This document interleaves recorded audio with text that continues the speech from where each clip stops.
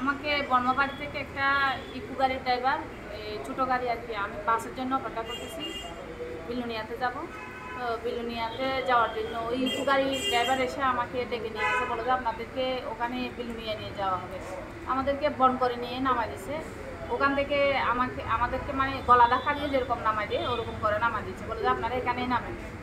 তো আমার ভাড়াটা কিন্তু আগে নেওয়া ছিল 50 টাকা করে, লোকাল ভাড়া নেবে বলছে। আমার হাতে ওই 100 টাকাটাই ছিল।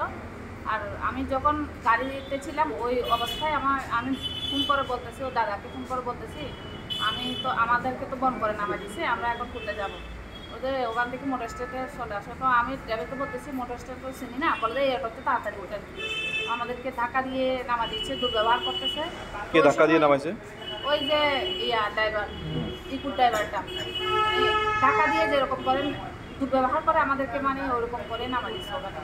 তো নামাই দেওয়ার সময় কিন্তু আমার কাঁধের সাথে ওই টাকার ব্যাগটা ছিল, একটা ব্যাগের ভিতরে ওটা চেনটা খোলা ছিল। ওই সময় ওই টাকাটা নিয়ে গেছে। কত টাকা ছিল ওখানে? ওখানে ছিল $200, তারপর বাংলা টাকা ছিল 10,000 টাকা, তারপরে ইন্ডিয়ান রুপি ছিল 30,000। এখন কি থানায়? উদয়পুর থানায় অভিযোগ জানাইছে। আচ্ছা, আপনাদের বাড়ি হচ্ছে বাংলাদেশ চিটাগাং। কি কারণে আসছিলেন ইন্ডিয়াতে? আমার হাজব্যান্ড খুব অসুস্থ, ওনাকে চিকিৎসা করার জন্য কলকাতা যাব। তো ওখানে মাসির বাড়িতে মাসি অসুস্থ, মাসিকে একটু করে দেখতে এসেছিলাম। এখান থেকে রওনা দিব কলকাতা থেকে। নাম কি আপনার স্বামীর নাম কি? আমার স্বামীর নাম হচ্ছে রাজীব কুমার দে। আপনার? আমার নাম হচ্ছে মনীষা। প্রথমবার কি এসেছেন ত্রিপুরাতে? এই প্রথমবারই আসছি। আমরা এখানে কিছু চিনি না। ফোন করে করে দাদার নাম্বার ছিল, দাদাকে ফোন করে করে এখানে।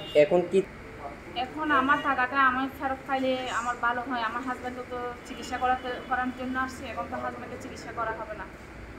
দুজনের কি বৈধ পাসপোর্ট রয়েছে? হ্যাঁ, আমাদের বৈধ।